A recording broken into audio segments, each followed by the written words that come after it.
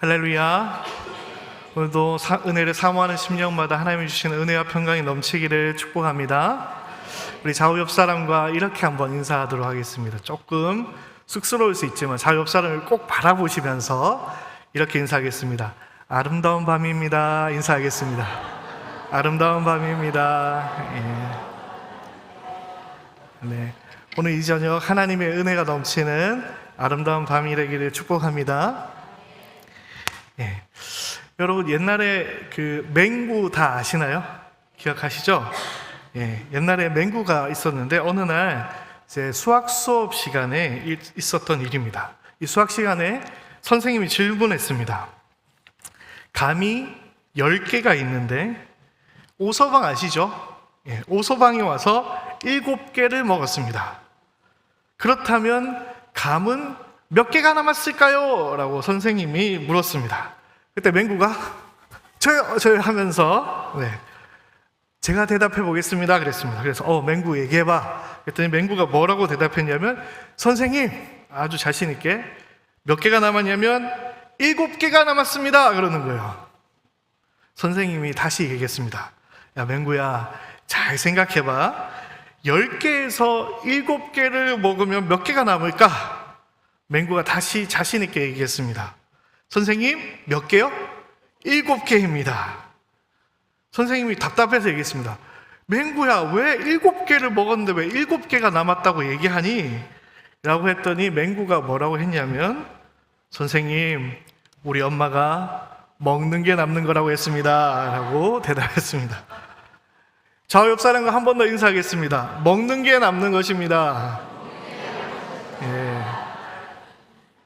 말씀도 마찬가지입니다. 말씀을 받아 먹을 때 남는 줄 믿습니다.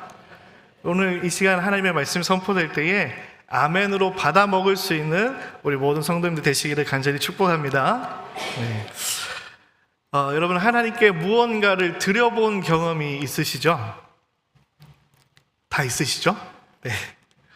하나님께 우리가 무언가를 드릴 수 있다라는 것은 너무나도 행복한 일이고 또 큰 복인 줄 믿습니다. 멋진 목소리를 가지신 분은 특성을 통해서 하나님께 영광을 돌릴 수 있고, 또 경제적인 복을 받으신 분들은 목회자나 선교사님이나 연약한 자들을 대접하는 헌신을 할 수 있습니다. 아니면 건축이나 선교에 물질적으로 헌신할 수 있겠죠. 아니면 음식 솜씨가 뛰어나신 분들은 음식으로 다른 사람을 대접하거나 아니면 교회에서 주방 봉사로 헌신할 수도 있습니다. 얼마나 멋진 일입니까? 우리 청천의 모든 성도님들이 이렇게 하나님께 무언가를 드릴 수 있는 복을 받으시기를 축복합니다. 지금 아멘 하신 분들은 올해 안에 하나님께 무언가 드리기로 작정하셨으면 좋겠습니다. 작정 헌금도 좀 하시고요. 주차 봉사도 하시고, 아멘이 점점 사라지고 있습니다. 주일학교 교사도 좀 하시고요.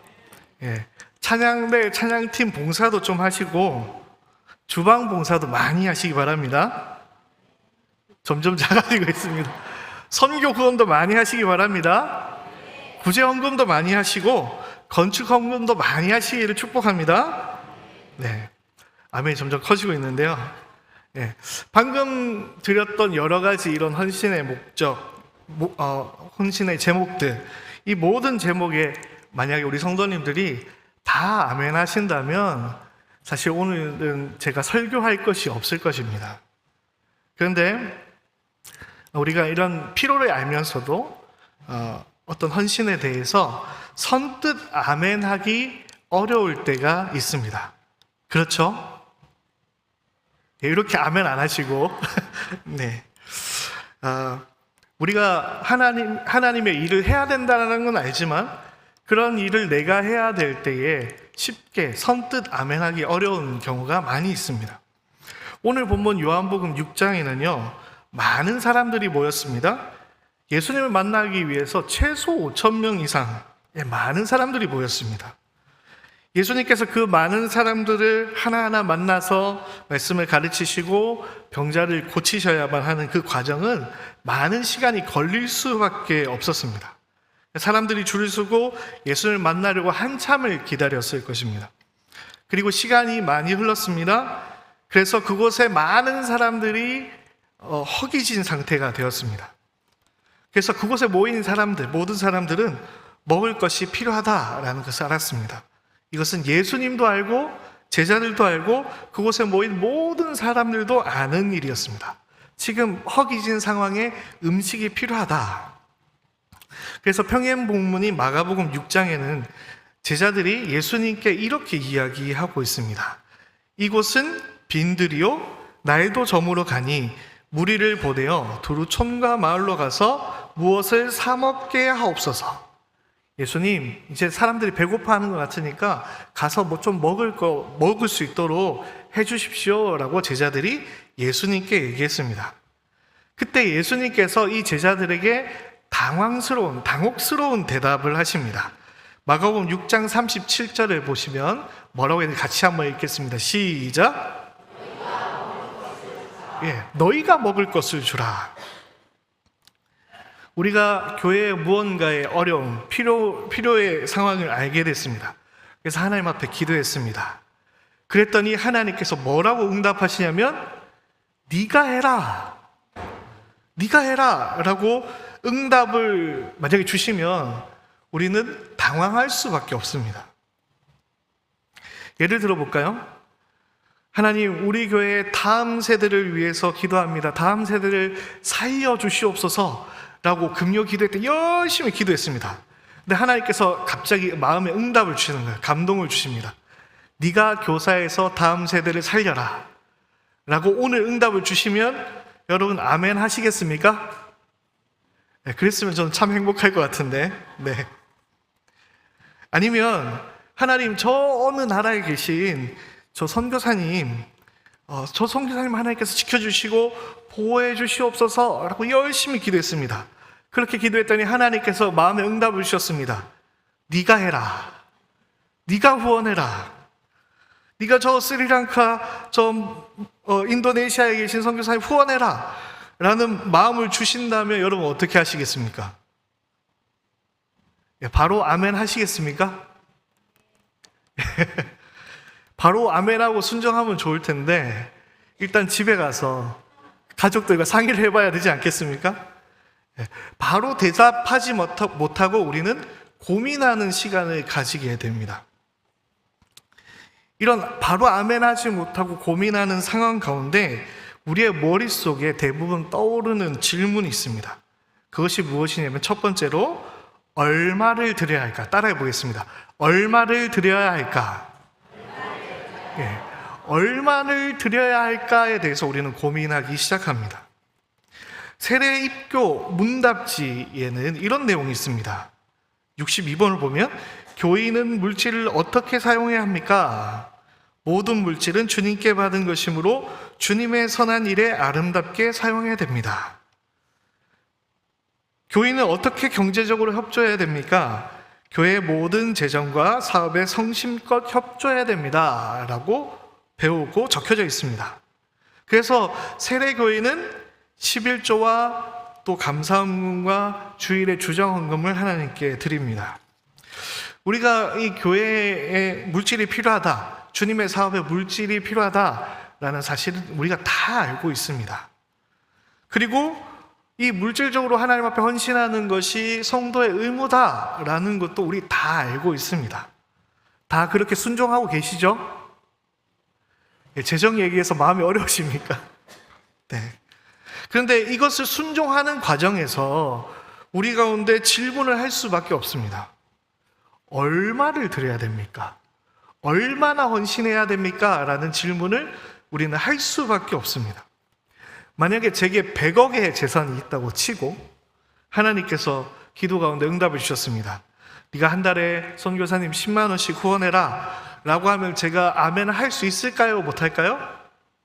할 수 있습니다. 100억 정도 있는데 뭐 한 달에 10만 원 정도 충분히 할 수 있습니다. 근데 하나님께서 이렇게 얘기하시는 거예요.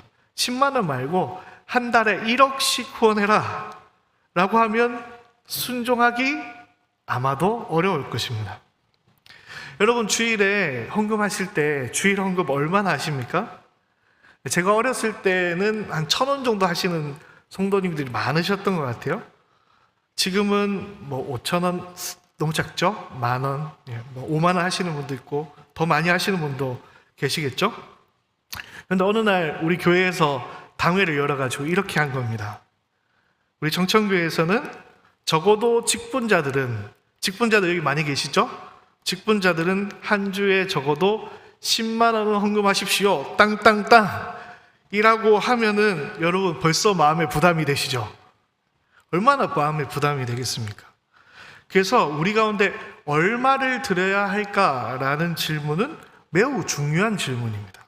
그리고 매우 실제적인 질문입니다. 아니면 반대로 어떤 헌금을 드려야 되는데 금액이 정해져 있지 않다면 경제적으로 좀 어려운 분들은 고민할 수밖에 없습니다. 내가 드리는 것이 너무 작고 초라한 것이 아닌가라는 생각을 할 수 있는 것이죠. 하나님께 적어도 주일에 10,000원 헌금해야 될 것 같은데 내 수중에는 1,000원도 없어. 그럼 어떻게 해야 될까? 괴로워하는 그런 일이 생길 수도 있는 것이죠. 그래서 이 얼마를 드려야 할까는 매우 실질적으로 우리 가운데 중요한 질문입니다. 옛날에 신촌에 유명한 할머니가 계셨습니다. 그 할머니는 이 신촌 번화가에서 사람들에게 구걸을 하는 할머니이셨어요. 근데 이 할머니에게 독특한 점이 있었습니다. 누군가 이 할머니를 바라보고 착한 학생이 지나가다가 할머니에게 500원짜리 동전을 이렇게 던졌습니다. 그러면 보통 어떻게 할까요? 아이고 감사합니다 이렇게 해야 되는데 이 할머니는 달랐습니다. 이 바구니에 있는 동전을 냅다 다시 던지면서 어디 동전을 여기다 놓고 그래 내가 거진 줄 아나 이렇게 얘기하시는 할머니가 있었습니다. 그러면 이제 이 학생은 뻘쭘해져 가지고 지갑을 열어서 지폐를 넣게 되는 그런 할머니의 이야기가 있었습니다. 이 할머니에게 은혜를 베풀 때에도 얼마를 줄까 고민해야만 하는 것이죠. 오늘 본문에서 이 예수님의 제자들은 오늘 공동체의 어떠한 필요 앞에서 또 예수님의 네가 해라 라는 명령 앞에서 이 얼마를 드려야 될까의 질문에 빠져 있습니다. 제자들뿐만 아니라 수많은 사람들이 이 고민에 빠질 수밖에 없었던 것이죠. 수많은 사람들이 배고파하는 이 상황 속에서 네가 해라 라는 예수님의 명령에 고민하던 이 제자들은 예수님 앞에 이렇게 대답했습니다. 먼저 빌립은 이렇게 대답했습니다. 요한복음 6장 7절을 여러분이 한번 읽도록 하겠습니다. 시작.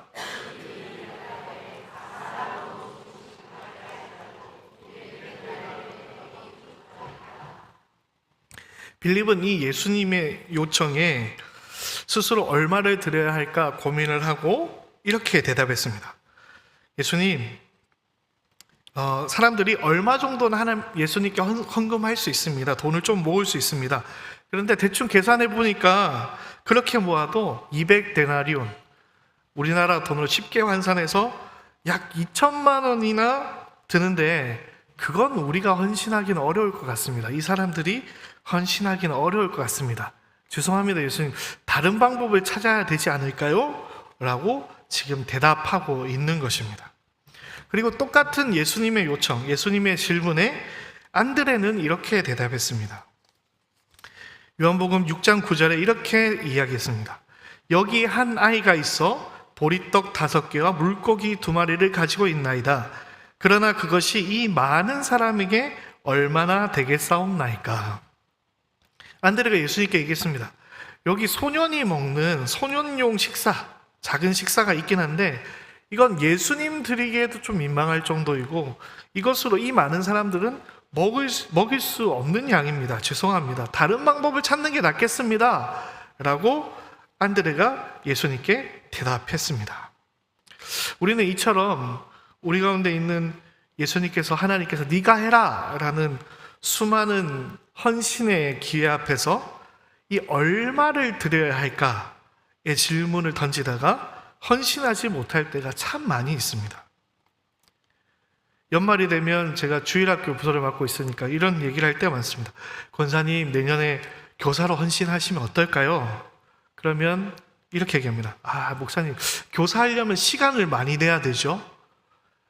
저는 너무 바빠가지고 교사로 헌신하기는 어려울 것 같습니다. 이런 대답 참 많이 들었습니다.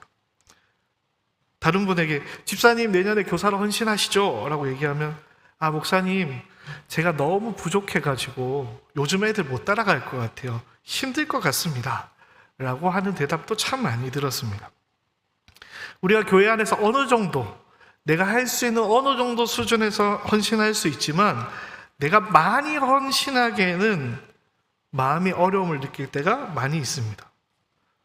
내가 가진 것이 너무 초라하고 작다고 느껴서, 아니면 내가 가진 것을 많이 드리기에는 조금 고민이 되어서 하나님 앞에 헌신하기를 포기하는 경우가 있다면, 그것은 내가 하나님 앞에 얼마를 드려야 될까, 얼마를 드려야 할까의 함정에 빠지고 있는 것입니다. 혹시 오늘 이곳에 모인 우리 성도님들 가운데에 내가 하나님 앞에 얼마를 드려야 할까라는 고민 중에 선뜻 헌신하고 있지 못하는 분들 계십니까? 혹시 계십니까? 그런 분들이 만약에 있다면 이 다음의 내용, 이 다음에 나눌 문장을 꼭 기억해야 되겠습니다. 한번 따라해 보겠습니다. 우리는 주님의 사역 앞에서 항상 부족하다. 네. 우리는 주님의 사역 앞에서 어떻다고요? 항상 부족하다. 우리가 너무나 잘 알고 있는 오늘 본문에 나오는 오병이어, 보리떡 5개와 물고기 2마리는 과연 어느 정도의 가치를 가지고 있을까요?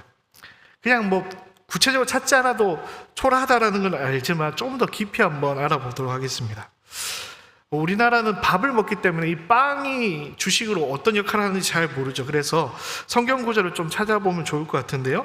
누가복음 11장 5절 말씀을 제가 한번 읽도록 하겠습니다.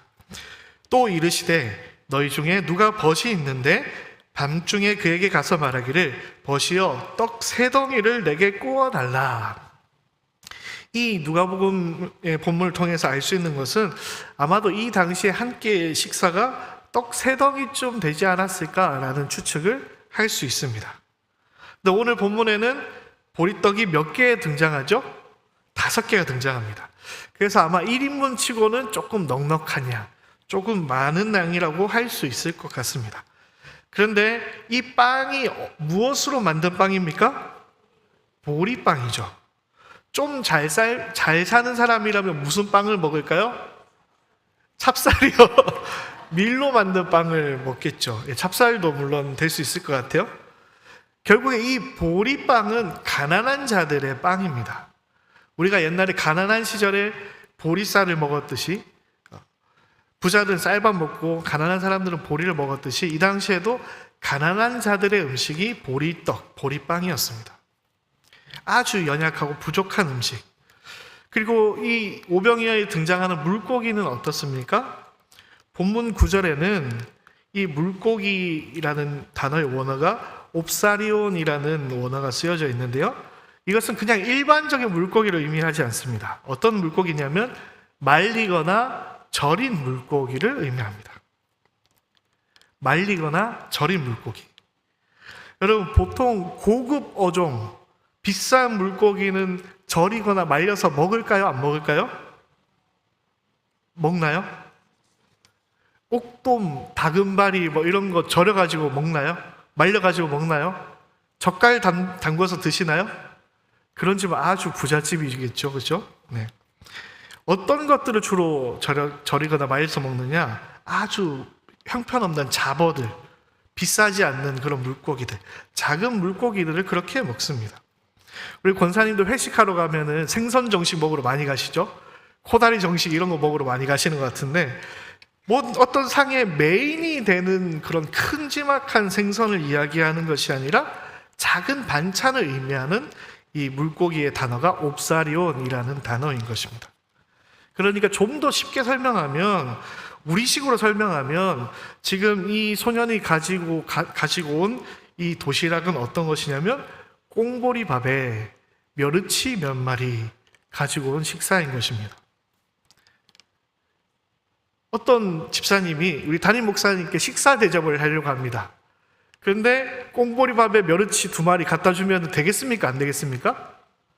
상당히 서로 민망한 상황이 펼쳐지겠죠. 네. 그만큼 초라하고 부족한 식사가 5병이었다라는 것입니다. 그런데 혼자 먹기에도 초라한 그 식사를 5,000명이 넘는 사람들 앞으로 가져오는 것은 정말 말도 안 되는 일인 것이죠. 이 5병이어는 너무나도 초라하고 너무나도 부족한 음식이었습니다. 그런데 정반대로 생각해 봅시다. 5병이어처럼 초라한 것이 아니라 어느 부유한 어떤 사람이 그곳에 있었다고 칩시다. 그래서 예수님께 나와서 200데나리온, 오늘날로 환산하면 2천만 원을 예수님께 드리면서 예수님 이것으로 사람들 먹이시죠?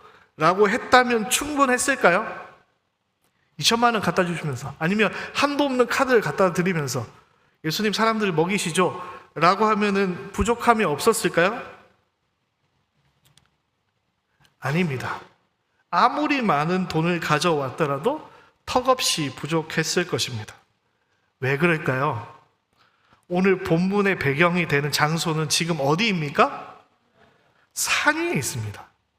산에서, 이 당시에 산에 배달의 민족이 있는 것도 아니고, 이 산에서 5,000명의 음식을 어디서 구할 수 있겠습니까?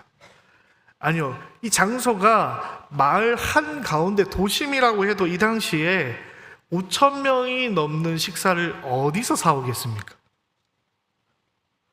아무리 많은 돈이 있다고 할지라도 이 많은 사람들의 음식을 살 수는 없는 것입니다. 그래서 아무리 많은 돈이 있다고 하더라도 이 상황에서는 부족할 수밖에 없는 것이죠. 마치 우리가 오늘 읽었던 이 본문의 상황은 출애굽 당시에 이스라엘의 광야 생활을 영상하게 합니다. 이 광야 생활에서 이스라엘에게 먹는 것은 너무나도 중요한 문제였죠. 그런데 이스라엘 백성들이 돈이 없었을까요? 돈이 없었을까요? 네, 아닙니다. 이 사람들은 돈이 있었습니다. 왜냐하면 출애굽할 당시에 많은 재물을 애굽으로부터 가지고 나왔기 때문입니다. 금은보화가 많았습니다. 그렇지만 광야에서 이것을 쓸모가 있습니까? 없습니까?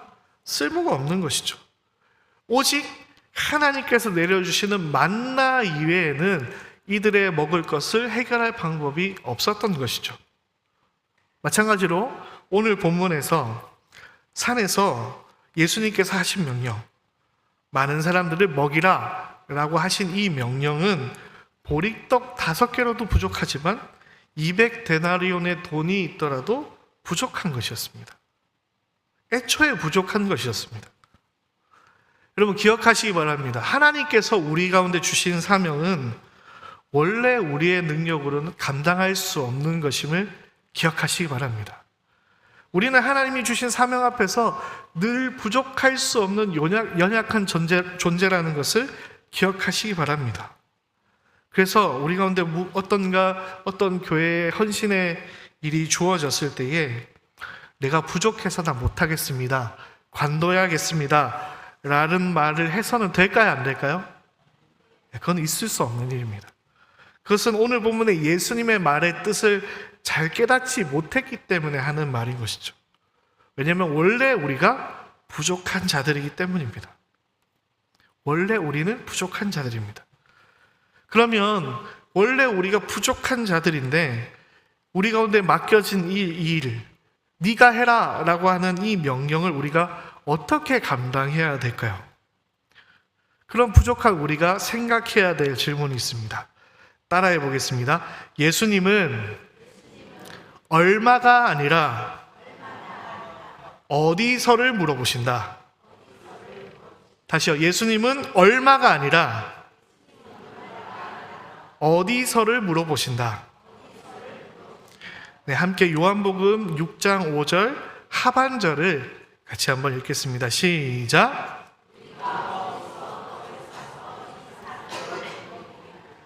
네, 예수님 뭐라고 하고 있습니까? 어디서 떡을 사서 먹이겠느냐라고 묻고 계십니다. 굶주린 자들의 필요는 보입니다. 그러나 놓여진 환경은 산입니다. 광야와 같은 산입니다. 그리고 우리가 가진 것은 너무나도 턱없이 부족한 그 상황에서 예수님은 뭐라고 하고 계십니까? 어디서 떡을 먹일 수 있겠느냐라고 묻고 계신 것입니다. 예수님은 얼마가 필요하냐, 우리가 갖고 있는 것이 얼마나 되겠느냐라는 것에 전혀 관심을 갖고 있지 않으십니다. 단지 예수님은 떡이 어디 있느냐, 이들을 먹일 수 있는 떡이 어디 있느냐, 하나님의 놀라운 일에 쓰임받을 떡이 어디 있느냐라고 묻고 계신 것입니다. 오늘 본문은 잘 알려져 있는 본문이죠. 그런데 우리가 일반적으로 아는 것처럼 예수님께서 이 먹을 것을 찾으실 때에 이 오병이어를 갖고 있던 이 어린 소년이 예수님께 직접 바치러 왔다라고 저는 생각하지 않습니다. 왜냐하면 이 음식을 예수님께 가져오기에도 앞에서 설명했다시피 너무나도 부족하고 너무나도 부끄러운 음식이었기 때문입니다. 저는 그래서 이것이 이 소년이 예수님께 이 음식을 바쳤다라고 생각하기보다는 제자들에게 들켰다라고 이해를 합니다. 원래 드릴 생각이 없었지만 갖고 있다가 제자들에게 들켰다, 발각되었다라고 저는 생각합니다. 제가 제 신학교 시절 얘기를 잠깐 할 텐데요. 제가 신학교 시절에 저뿐만 아니라 가난한 신학생들이 참 많았습니다. 예. 얼마 안 되는 사례를 가지고 생활하다 보니까 제대로 음식조차 먹지 못하는 그런 신학생들이 많았는데요. 그 중에 한 선배님이 계셨습니다. 그 선배님도 늘 밥 못 먹어가지고 라면으로 끼니를 띄우시는 그 선배님이 계셨는데, 교회에서 이제 김장철이 돼서 김치를 엄청 많이 주신 겁니다. 그래서 이 형님, 전도사님에게는 엄청난 식량이 생기게 된 것이죠. 근데 문제가 있습니다. 기숙사 생활을 하고 있는데요. 기숙사에는 냉장고가 하나밖에 없었어요. 공용으로 쓰는 냉장고에 그 김치를 넣으면 어떻게 될까요? 순식간에 사라집니다. 순식간에 사라집니다. 그래서 어떻게 할까 이 선배님이 고민을 했습니다. 이 김치를 내가 잘 먹어야 되겠는데 어떻게 해라. 냉장고에 넣어야 되는데 냉장고에 넣으면 없어질 것 같고 그냥 두자니 식어가지고 못 먹을 것 같은데 고민하다가 이 형님이 지혜를 냈습니다. 이 기숙사 바로 앞에 화단이 있었습니다. 화단에 땅을 파기 시작합니다. 그래서 땅 속에 김치를 묻었습니다. 그래서 이제 김장하자마자 김치를 가져왔기 때문에 조금 지나고 김치가 맛있게 익으면 같이 먹자, 우리 같이 맛있게 먹자라고 이야기를 했습니다. 그 시간이 몇 주 지나고 이제 어느 정도 이제 김치가 익어갈 것 같은 거예요. 그래서 이 형님이 오늘 라면 파티 하자라고 얘기하고 저희들 다 불러 모았습니다. 그래서 컵라면 물을 붓고 이제 준비하고 다시 내려가서 화단에 땅을 파서 이제 김치를 가져가려고 했습니다. 근데 김치가 있었을까요? 없었을까요? 김치가 사라진 것입니다. 분명히 우리가 땅에 묻었는데 이 김치가 어디 갔지? 그런데 아주 절묘한 타이밍에 저희 방 바로 밑에 층에 기숙사 방에서 김치찌개 냄새가 나는 겁니다. 알고 봤더니 저희가 땅을 묻을 때에 그 방의 사람들이 눈여겨보고 있다가 몰래 김치를 가져가게 된 것이죠. 김치가 발각되어서 뺏기게 된 것입니다. 오늘 본문에 이 소년도 마치 이 김치가 발각된 것처럼 도시락이 발각되었다라고 저는 생각합니다. 소년이 혼자 먹으려고 했지만 제자들에게 발각되어서 분위기상 어쩔 수 없이 예수님께 이 도시락을 드렸던 것이다 라고 저는 생각합니다. 어쨌든 그 소년의 보리떡 5개와 물고기 2마리를 예수님께서는 받으셨습니다. 그리고 오늘 보면 11절에 이렇게 하셨습니다. 예수께서 떡을 가져 축사하신 후에, 예수님께서 이 보리떡과 이 초라한 물고기 2마리를 받으신 이후에 축사하셨다라고 이야기하고 있습니다. 이것은 축복 기도하셨다라는 뜻입니다. 감사 기도하셨다라는 의미입니다. 즉 예수님께서 수많은 사람들이 모여있는 앞에서 꽁보리밥과 멸치 2마리 이렇게 들고 감사합니다, 이 맛있는 음식 주셔서 감사합니다 라고 축복 기도하셨다, 감사 기도하셨다라는 것입니다. 여러분이 만약에 그 현장의 소년이었다면 이 오병이어의 주인공이었다면 어떠셨겠습니까? 제가 만약에 이 소년이었다면 너무나도 창피했을 것 같아요. 그 음식도 참 창피한데 양이 얼마 되지도 않는데 그것을 예수님께서 들고 감사기도 하고 계시니까 얼마나 부끄러웠겠습니까? 근데 예수님께서 감사기도 하시기 훨씬 이전에 하신 행동은 이 소년을 더욱더 긴장하게 만듭니다. 오늘 보면 10절 말씀을 여러분이 한번 읽도록 하겠습니다. 10절 말씀을 읽겠습니다. 시작.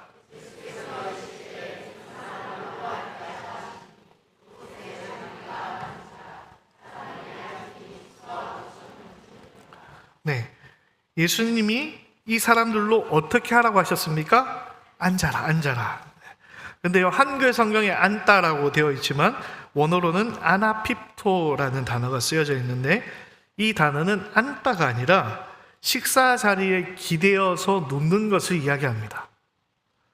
여러분, 최후의 만찬에 보면 예수님이 누워서, 제자들이 누워서 서로 음식을 먹여주는 장면을 볼 수 있습니다. 유대인들은 식탁에 앉아서 음식을 먹지 않습니다. 만찬을 먹을 때는 옆으로 비스듬히 누워서 먹는 것이 유대인의 전통입니다.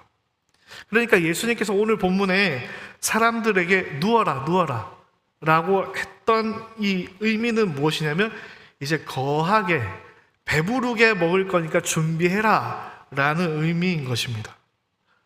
이 오병이어의 이 소년 긴장할 수밖에 없지 않겠습니까? 나는 조금밖에 안 드렸는데 너무나도 부족하고 초라한 걸 드렸는데 예수님께서 사람들을 가리켜서 많이 먹을 거니까 누워라.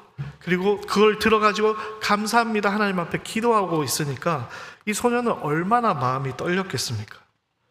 그러나 놀라운 사실은 우리가 다 알고 있는 사실이지만 놀랍게도 그곳에는 부족함이 없었습니다. 할렐루야. 우리가 마지막으로 기억해야 될 것이 있습니다. 따라해 보겠습니다. 주님이 계신 곳에는 부족함이 없습니다. 네. 우리 주님이 계신 곳에는 부족함이 없습니다. 예수님께서 물으셨습니다. 우리가 어디서 떡을 사서 이 사람들을 먹이겠느냐? 어디서 떡을 사면 이 많은 사람들을 먹일 수 있습니까? 요한복음 6장 35절 말씀에 이렇게 말씀하셨습니다. 나는 생명의 떡이니 내게 오는 자는 결코 줄이지 아니할 터이요. 어디로부터 이 생명의 떡이 나옵니까? 예수님께로부터 생명의 떡이 나오는 줄 믿습니다. 이 오병이어를 드린 그곳에 바로 그 자리에 누가 함께 계셨습니까? 예수님이 함께 계셨기 때문에 그 산에서 떡은 부족함이 없게 된 것입니다. 우리가 가진 떡은 너무나도 부족하지만 우리가 하나님 앞에 할 수 있는 헌신은 너무나도 부족하지만 생명의 떡이신 예수님께서 우리 가운데 함께 하실 때에 부족함이 없는 줄 믿습니다. 정말 놀랍고 감사한 사실은 예수님께서 우리를 통하여 일하시기를 원하신다라는 사실입니다. 우리는 때로는 너무나도 부족하고 어떨 때는 다른 사람에게 등 떠밀려서 헌신하기도 할지라도 예수님은 부족한 우리를 통해서 일하십니다. 이 부족한 제자들을 통해서 일하십니다. 부족한 성도들을 통해서 일하십니다. 여러분을 통해서 하나님은 오늘도 일하기를 원하신다라는 사실입니다.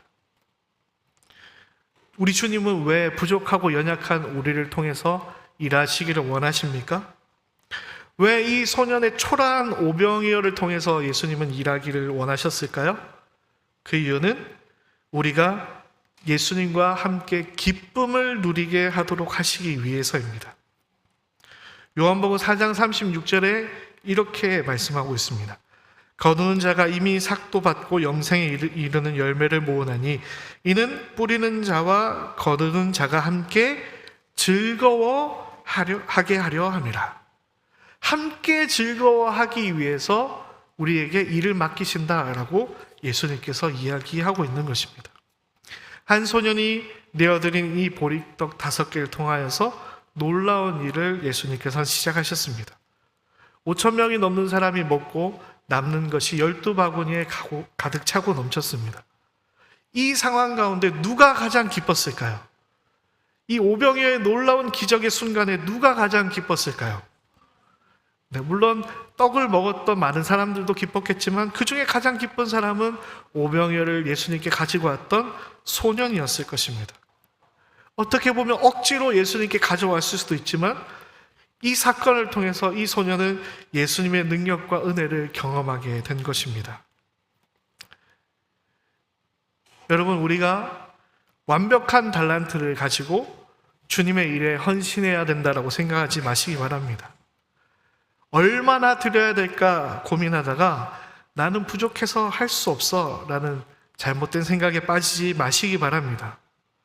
예수님께서 어디서 떡을 사서 먹게 할까라고 물으실 때에 주님, 여기에 부족하지만 떡이 있습니다 라고 답할 수 있는 그 기회를 놓치지 않는 우리 성도님들 되시기를 축복합니다. 우리의 부족함은 누가 채워주십니까? 우리 주님께서 채워주십니다. 우리는 그것을 은혜라고 부르고 우리는 그것을 은사라고 부릅니다. 말씀을 정리하겠습니다. 우리는 너무나도 부족합니다. 그럼에도 주님께 내어드린 우리의 헌신이 은혜의 주님을 만나게 될 때에 놀라운 역사가 일어나게 되는 줄 믿습니다. 할렐루야. 보리떡 5개가 예수님의 은혜를 만나니 5,000명이 넘는 사람이 먹고 배불리 먹고 12바구니에 남은 것이 채워졌습니다. 그리고 그 오병이어를 드렸던 소년의 마음에도 기쁨이 넘쳐났습니다. 그런 은혜와 기쁨의 역사가 우리 성도님들의 심령 가운데 일어나기를 간절히 축복합니다.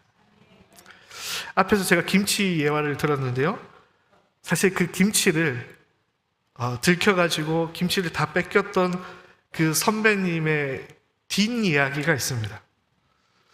사실 그 선배님은 거의 매일 라면을 먹었습니다. 제 기억에 매일 컵라면을 먹었습니다.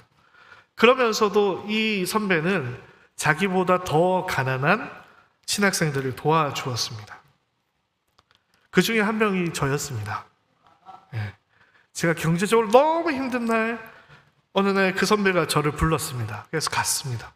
그랬더니 갑자기 책 한 권을 선물해 주는 거예요. 제가 속으로 감사했을까요? 짜증났을까요? 이거 돈으로 바꿔주지. 근데 기숙사에 돌아가서 그래, 책이나 보자 이러고 책을 폈는데 안에 돈이 들어있는 거예요. 그 분의 은혜로 저는 신학교에서 맛있는 음식들을 먹으면서 공부를 계속할 수 있었습니다.